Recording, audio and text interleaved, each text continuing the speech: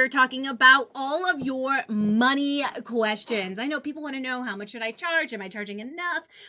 When should I charge more? And you're going to get all of those answers today inside of this call. And if you have some additional questions, throw them on in. We want to be able to answer your money questions about tutoring and be able to help you guys out. So I see that we have our king of calculus in the house. Woo woo. Hello there, Robert. I see you. And if you guys could tell us who you are, where you're from, add that on into the comments. We love being able to address you by name, know who you are, and love on you. You know, it's all about, us being a community of tutors and helping each other out. So the more that we network with each other, the better. I just passed on 2 clients yesterday to another reading tutor because I don't have any more spots. And I knew this tutor needed students, and I know that she's a great tutor. She's a dear friend, but we do not refer tutors we don't know. So if you do want to tap on into that, keep showing up. Tell us who you are. The more that you add value to the community, the more that we see you, and you never know when a referral could come your way. So Elizabeth, today we're talking all about money. And I asked you to put aside some questions all about money. What are some of the questions that people have been asking specifically about money? Yeah, so a big question is how do we figure out how much to charge? Yep. I mean, from the very beginning. Yeah. And I think this is such a great question because it's like there's so many things kind of coming at us when we look at that question. We've got people from that have been in the teaching world. We have people that are working for maybe another tutoring company. We have people that are starting their own tutoring businesses. There's just so many different, things. And so what I want people to think about is, what were you making in your last teaching or tutoring job? Start there, right? Like if you were making $40 an hour as a teacher, then please do not charge less than $40 an hour. Like you've already been shown to be worth at least that, and you shouldn't be charging less than that. Now, some of you guys have teaching and experience in the mix of tutoring, and teaching and tutoring are 2 different fields. So, while you have a lot of teaching, some people have a lot of teaching knowledge, but they don't exactly know enough about the tutoring world. And tutoring is just a very different style of teaching because you're taking a look at where is the child, where is the gap, and how can I close that for them? And it might be on answering a particular question, math question, or it might be in reading, like a specific area of reading they're struggling with. And so that's where you're providing them the instruction. So if you've got 10 years of teaching experience and 10 years of tutoring experience, you definitely should not be charging any less than $50 an hour, for sure. You should be charging less than $60 if you're really able to get some good results. And I think that's really important. Like, no, these are kind of more like starting rates when people start like questioning this, like, what should I charge? So if you're already charging more money than what I'm suggesting, and you're getting clients, then I think that for me to say that you should charge less would be a big no. Like, absolutely not. If you're able to get clients at what you're charging and your clients are happy with the results that you're able to get, absolutely do not lower your rates. And I think this is really pivotal and important for people to really understand, because I've heard people say, hey, I watched one of those videos that you did on YouTube, and maybe I'm charging too much. And it's like, only if you're struggling to get clients. I think there was another question that you had too as well about somebody who was wondering if they're not able to get enough clients at what they're charging. Mm-hmm. Is it that they should be charging less, right? Yeah. So this particular person was struggling to get clients and really needed money, and they were wondering if, even temporarily, if they should lower their rates as a strategy to get new clients. So I really love this question. Did anybody in the responses for that one ever come up with, like, did we ever find out how much that person was charging? Oh, good question. Let me check. Because I think that plays a piece into the whole entire mix. Because here's the thing. We were talking on Clubhouse about this with Chris Rush, and he was saying there are 3 phases of your business. 1 is attracting the clients, 2 is converting your clients, and 3 is delivery of, your tutoring services. And so the problem may not actually be in what you're charging. You're getting leads, right? The problem could be where you're getting your leads from, and it could be conversion that you're struggling with. And so if they are struggling with where they're getting their leads, so I'll find that people want to play how low can you go? A new little limbo game with tutors. How low can you go? And so people who like to play that game usually come from the tutoring websites, Wyzant, tutors.com sometimes, other places where you're just kind of like putting your name on a list and they can compare your prices with another tutor. So that'll be 1. If it's 2, if it's the conversion that's going on, you need to take a look at your sales conversation. And so the sales conversation, a lot of people will tell you they can't move forward because you charge too much. If that's the problem, then it's probably actually not the problem. Right? I've never heard of like tutors just like randomly starting at $100 or $200. Right. No. And so then like I would say, yes, then, maybe your pricing is a little above where it should be. But usually tutors they'll be like at $40 or $50. They're like, oh my gosh, I can't get any clients. Should I lower my rates? The money conversation really shouldn't even be entering that conversation until the very end. And so if you're doing it right, they won't even know how much you charge until the end, unless, of course, you're going on to one of those other websites where you have to put your name down and then you have to play that how low can you go game. I would rather stand out as an expert in my field, have people finding me because of the value that I add in the online world, and then realizing based off of that value I'm adding that I'm an expert and I can add value for their child. So I do that through my YouTube. I've done that through my website. I've done that through some blogging that I've done. I've done that through my SEO and my keywords that I use. All of those things point to me online and allow me to give them a piece of me before they even actually get to hire me. And they get to know me a little bit more. They start researching. They start finding out more about me. They're pretty much sold by the time they ever get onto a free consultation. I like that model because I don't like selling. So if you're the type of person who doesn't like selling too, or you don't like negotiating your prices, think about if you were to Google your name, what comes up? You have a good solid presence if like on page 1 is like your social media presence, your LinkedIn, your Facebook page, your any books that you've written, any content that you've created. Your name is a keyword, so be using it. People are going to be searching for it because they want to research you. They want to learn more about you. So that's one way to find out, like, are you in the right position there? The other thing is you don't have enough leads. And so you think, oh, it could be how much I am charging. Usually it's just because not enough people know that you're out there.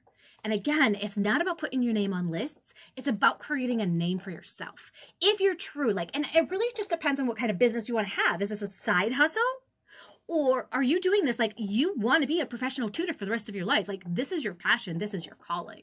If it's a side hustle and you just want to put your name on a couple of lists to make some extra money, cool. You can do that. But if this is your profession, you need to treat it like your profession. And the way that professionals are treating their tutoring business is to be able to add value online so that people from all over the world can find them. Mm-hmm. Oh, absolutely.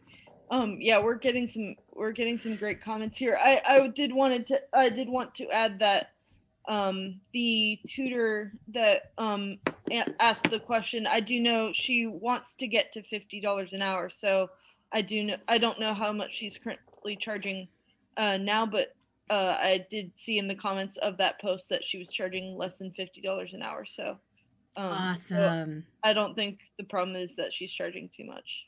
Now, Anna, did you see that Anna just actually put in something really great inside of YouTube? And so it's a conversion problem. It is what is your process for conversion? So for those of you guys who don't see that comment, she said, I have one student at $60 per hour twice a week. She's my only client.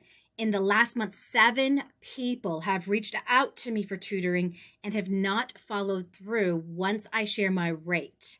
Now, you're going to have people that will reach out to you. Like, reaching out looks different. So Anna, you can share more about when they reach out to you, where are they reaching out to you? Would be awesome to know. Are they reaching out to you on Messenger and saying, hey, I'm interested in tutoring. How does it work? And how much do you charge? Usually there's a couple of questions there. They usually don't just say how much you charge. If they do, it really depends on my mood. If I'm like, I seriously don't even want to deal with this. Like right now I'm book solid, like $100 an hour. Like I'm just going to throw it out there because I don't even want to mess with anybody who wants to, play with my pricing or anything like that.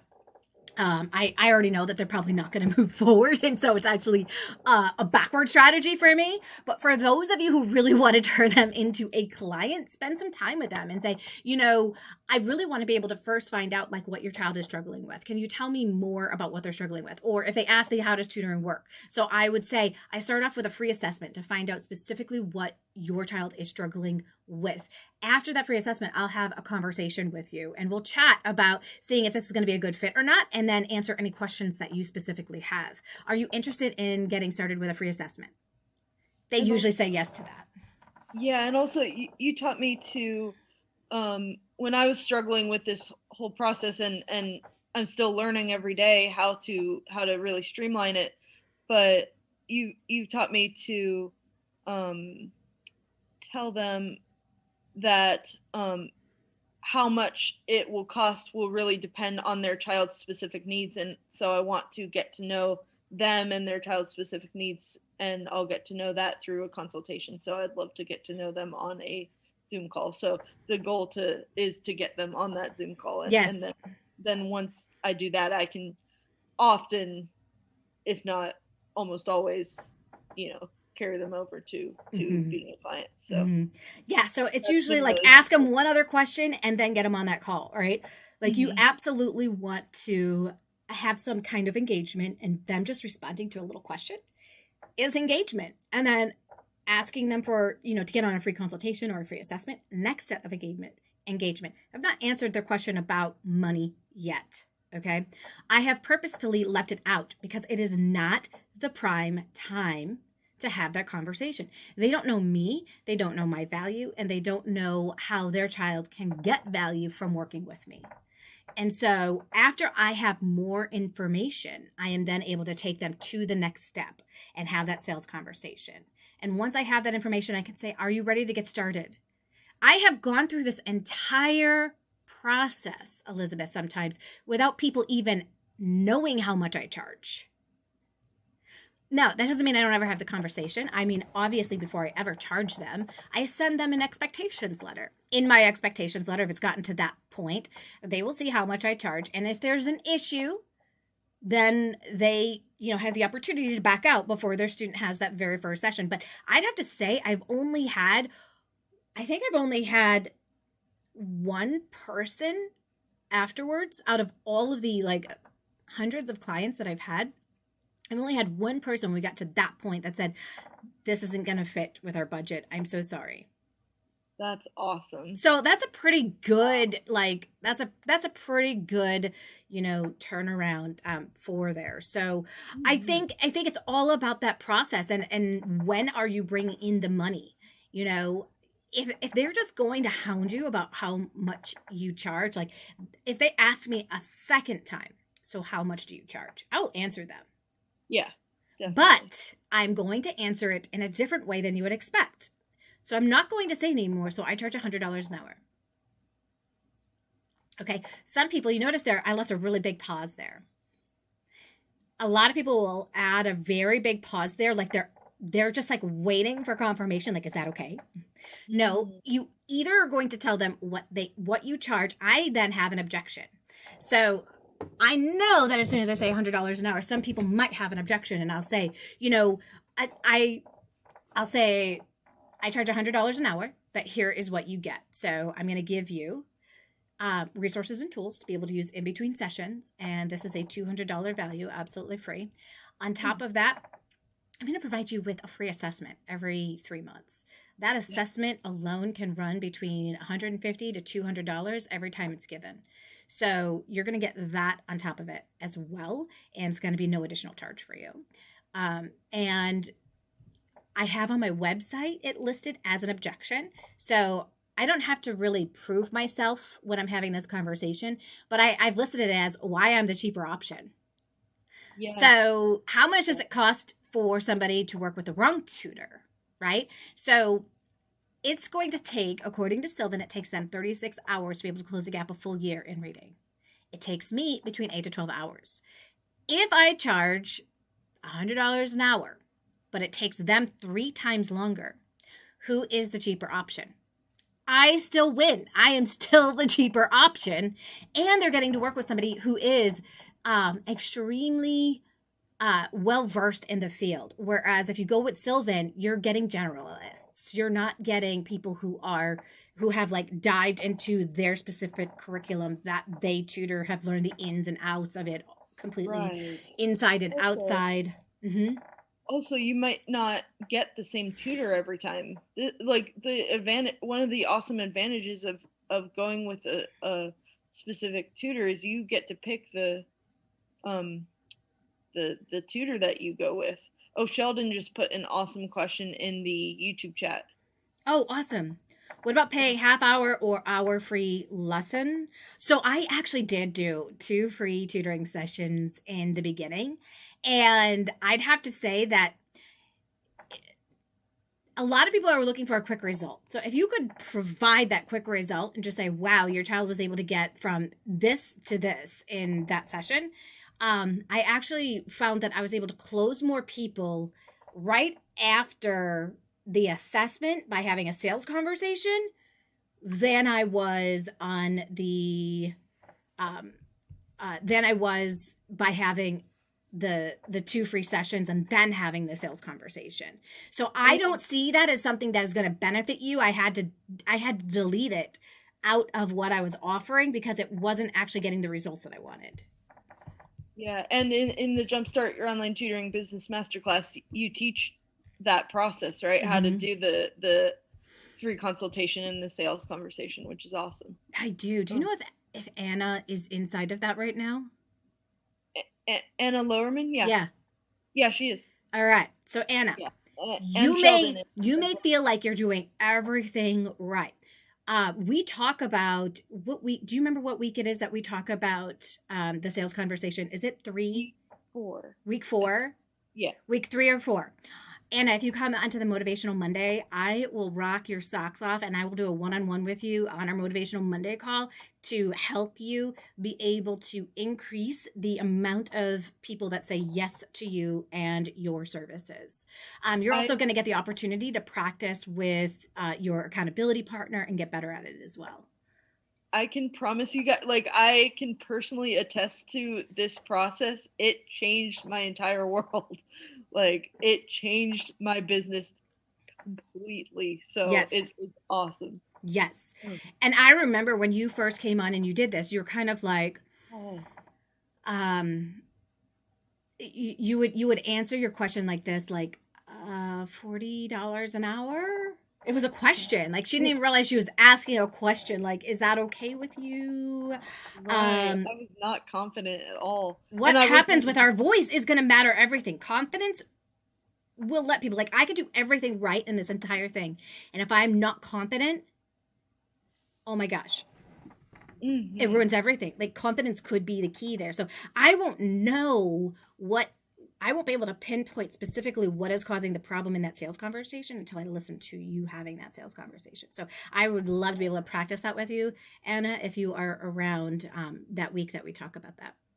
Awesome. Yeah. I know that one of the questions I got, I saw was all about sliding rates.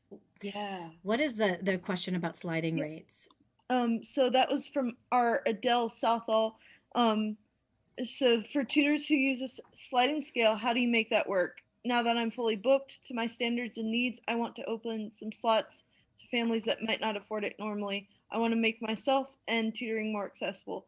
How do you use a sliding scale, and what other things should I be thinking about that I might not have already considered? Sliding scale is all of thought about. I honestly think like the best thing to think about is what else are you great at volunteering with? Mm-hmm. I'm not sure that when you're in the beginning stages of your business. Now, if this is something that, like, let's talk in a year, Adele, if you still want to do a sliding scale. Because right now, um, how are you going to feel if your sliding scale people stay with you for a year, 2 years, or 3 years at that sliding scale rate and they can never increase because they just don't have the ability to increase how much they pay? Or if their child needs additional sessions, they just can't afford to go with additional sessions. How would you feel a year or 2 or 3 where you're almost doubling how much you're charging now and you still have these other clients at a lower rate? It sounds really awesome right now. Like we come from a place of love in our business. We love teaching. We love tutoring. We want to help all those people that cannot afford us. But here's the thing. The difference between volunteering and running a business.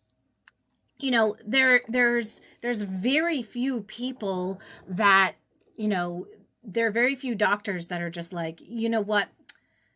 For my business, I'm going to see how many people I can give some cheaper services to.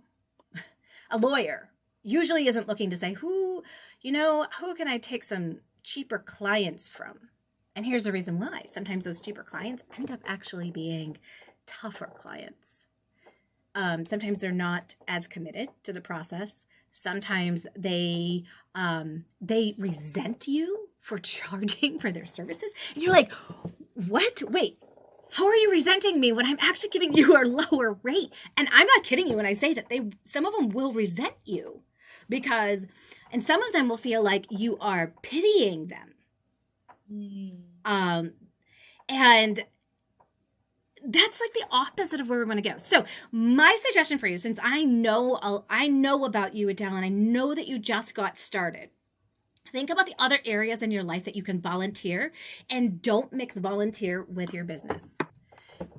For me, because I was heavily already volunteering in my church and I got to work with people that I knew their financial situations. I knew that they weren't just trying to play the how low can you go game that I talked about earlier.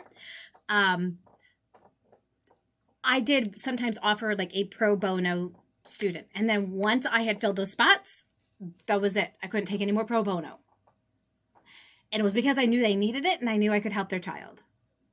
The other thing is to think about if you're doing like a lower rate with those people that you've already been volunteering with and you know that they're struggling financially and all that kind of stuff,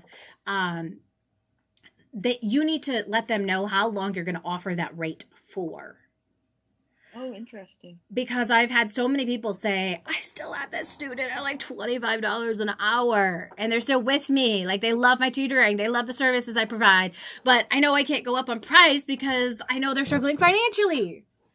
Right? So those are just some things. And again, I say this with a loving heart to Adele, from loving heart to loving heart, because I know you have such a big loving heart that you just want to be able to serve these clients that can't afford you. There are services for them that they can take advantage of. And so lead them to those services. Okay. If there's some free tutoring someplace, possibly they can get that. Summer school. You know, is it the best option? No, but at least it's something. It's not nothing. We don't have to be the solution to everything. That's not our job. The other thing is, think about if you were charging enough for your services for every client, think about, is there a nonprofit that I could start or support to help those kids that cannot afford my services? Could I help out in that way versus devaluing the services I'm providing, and then either them having resentments against me or me having resentments against them if they stay too long? That's kind of that's my little take on it. I love you, Adele, and I just know that I've been there. I have been there. And I feel like it's so hard, especially for those that have been teachers in the school system, because they teachers and tutors, whether you've been a teacher in the school system or not, I feel like we are those that are wanting to help kind of by nature. It's kind of in our nature. And then also teachers in the school system have kind of been expected this whole time to kind of give extra things for free and give and give and give and give and give until they can't give anymore. And then to kind of shift out of that, I feel like is a tough mindset to switch. So I think some of those suggestions that you give are really, really helpful. Yeah, hopefully it helps you guys too as you think about it. And I want you guys all to know this. You are the boss of your tutoring business. So while I have an opinion based off of best business practices, you always can make decisions based off of what you feel is right in your gut. Like I once had a person tell me, like they said, well, how do you actually choose that person that you're going to give pro bono to? I'm like, I listen to my gut. And I know that that's the voice of God telling me this is the right thing to do. So you get to listen to your gut. And I would say listen to your gut more than you listen to all of the feedback and advice. Maybe take some of the feedback and advice and say, okay, I can see where this could break down. Now what does my gut tell me? But know that you get to make all of the decisions with your tutoring business and see what's going to be a right fit for you. Did we have any other money questions that we haven't addressed yet? I know I usually end it right now, but we have so many great money questions. I want to make sure we get them all. Yeah, we do. Yeah. So, we had one from Kim Hetherington, about group classes. If you wanted to address Yes. how many, what to charge, and then what to charge for group classes. Yeah, and I know that her question came with two other questions. So, Kim, if you're watching this, know that we're kind of just addressing the money side of it right now because there's so many different aspects of your other part of your question. So, how much would you charge for a group session? It's going to be more work. So, there's going to be more planning that is going to be involved with a group session because you have to be more on your game with a group session, I feel like, than you do with a one-on-one session. I want to eliminate any of those areas of my tutoring that aren't airtight. So sometimes I'm moving on over to like a slide and I'm doing some sight words, or sometimes I'm moving into a book. I want to have those resources up and ready to go like before a group session, because any of those like limiting moments and times is going to cause like a lot of issues. So you want to think about when you're doing a group session of you want to have an increased price overall for how many people are in there and your time. So let's say that your group session is only going to be 2 students that you're working with.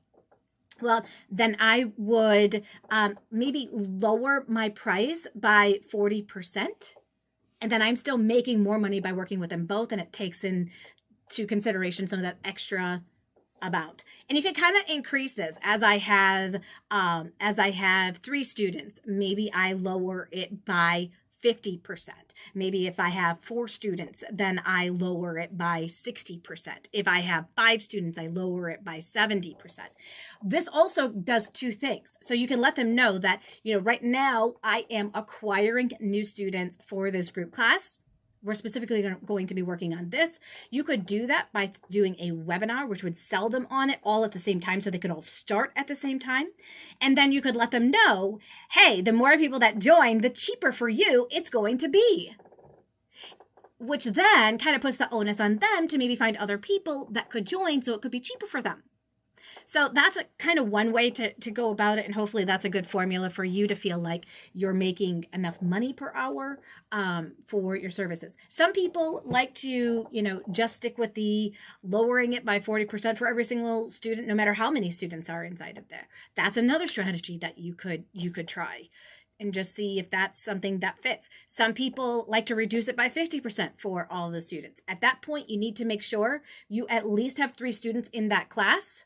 Because again, it's going to take you more prep time to plan for that class. You want to be a little bit more prepared again, so you don't have any of those air gaps within your lesson, so that your students, you're not having to manage too much classroom management stuff that's going to be happening.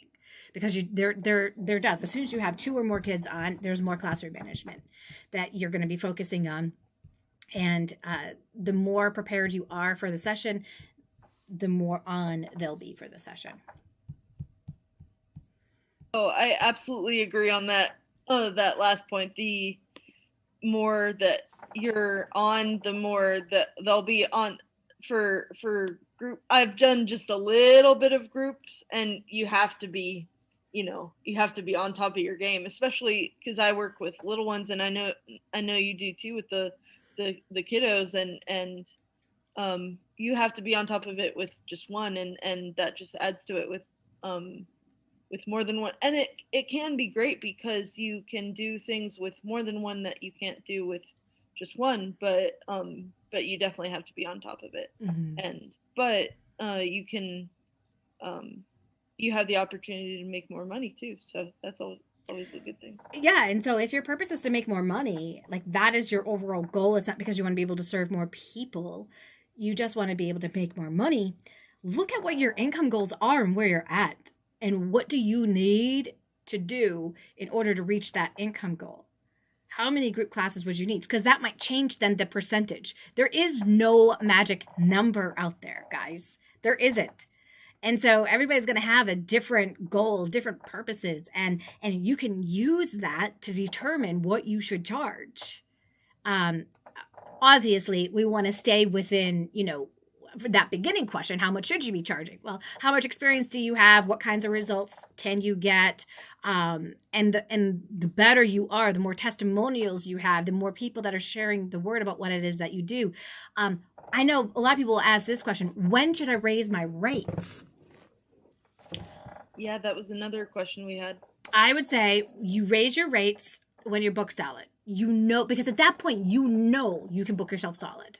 Okay. If you raise your rates before you get booked solid, questioning might come into your mind. And you might be like, oh, I just don't know if now, because I have this new rate, if people are going to move forward. Well, if you haven't reached that booked solid threshold for yourself, you're going to start having that conversation in your head when people don't move forward with you. So just practice getting yourself booked solid once at your current rate. Okay. Then once you do that, you've got a system in place. You've had enough experiences with people to know that and have the confidence to be able to sell them on your services. All right. So you raising your rate is going to have nothing to do with, it's going to have very little to do with, how many years experience you have or any of that. Just book yourself solid once. Okay. Then you can raise your rates. Should you change your rates with all of your other clients? I'm going to tell you, if you want to have the conversation with each of those clients, let them know you're raising your rates by a certain date. You could do that. Know that you will have some people that will not move forward with you and some people that will. And you have to be okay with that. Or you just keep your rate the same for clients as they come in the door. And if they ever leave you, then when they come back at your new rate and not your old rate. It's really going to be up to you again and what's going to feel right for you. Yeah, absolutely. Yeah. And I actually had the experience, I made that mistake of raising my rate before I got booked solid the first time. Mm-hmm. And all of those, imposter syndrome and all of that, questioning came back into so I had that experience, so I can attest to that for sure. I mean, it turned out fine in the end because I'm able to get clients at this new rate now, but it's much harder. So I wouldn't recommend it. So yeah. Book yourself solid and then raise it. Yep. Absolutely. Absolutely. Sure. So hopefully that helps you guys as you start thinking about money. There was one more question I forgot about that I want to make sure I address. It is should I ever charge my clients the credit card fees? Oh, right. So one person was wondering, hey, I'm going to start using credit cards. They have not used credit cards. Should I raise the rates? You're not charging the right rate when these little numbers start causing a problem for you. Yes. So you should be charging enough where that shouldn't happen. How would you feel if you all of a sudden went to your gas station and they said, hey, we're a gas station. We do things a little differently here. We're going to charge you for the credit card fees that we pay. You would be like, dude, I'm going to a different gas station. Are you kidding me? They hide those fees inside of all the other things, you guys. So right. You can never increase the rate without having issues with your clients. So I definitely wouldn't pass that on. I wouldn't pass that fee on to my clients. It makes me seem very little. that's going to be an issue. That's going to be a problem for me. Does it add up to a lot of money at the end of the year? Yeah, but it's the cost of doing business. And you are a business. Unless, of course, this is your side hustle, this is a hobby, it is a completely different situation. But if you are a professional tutor and this is a business, that is the cost of doing business. Anybody who is a business that takes credit cards, they pay the credit card fees. They never pass that on to, and maybe I'm wrong. Maybe there are some places that tell you like, hey, we're going to put the credit card fees on you, and I'm not aware of them, and they have a successful business. There might be a couple of them. I don't know, but I don't do business with them. I've never heard of that. Even those gas stations, they only do the cash only. Like, it'll be cheaper if you do the cash only and you don't use a credit card. I usually actually don't even go to those places. Like, I'm not going to have cash, and I'm not going to pay more because I'm using my credit card. Right. Like, I actually stay away from them and we'll go to a different gas station. Yeah. Oh, we just got an interesting question in YouTube as well. But yeah, just to kind of round out that topic, yeah, I would not go to that gas station as well. And also, I think they do charge enough that it doesn't matter to them that they have to pay those rates is the thing. So exactly. Or pay those. Exactly. So I think exactly. that's the thing. That's the thing that we have to keep in mind. Yeah, and Kong, I just saw that Kok Peng Chong just asked, is there a website I can refer to for the rates of online tuition in the UK and US? No, there absolutely is not, because there's so many factors that are taken into consideration when people are choosing their rates. So go back to the beginning of this video where I share the answer to that question of how much should I charge for my tutoring? What things should you take into consideration when you're thinking about what you should charge? That'll help you more. And don't worry so much about what people are paying in the UK and the US. Think about the value that you're adding versus comparing yourself to other tutors and what they're charging. Because what you're charging is based off your value. And when you look at other tutors' rates and what they're charging, you're then comparing your value to their value. And they may not even know their value. So I would stay clear of that. However, on Wednesday, I am going to be having a special Clubhouse conversation, which is called, Are you charging enough for your tutoring services? In the beginning, I began running into tutors that weren't charging enough. So we're going to be taking a look at what are other tutors charging, and you're going to get to find out from me, are you charging enough? All right, you guys, I'm really looking forward to that conversation. So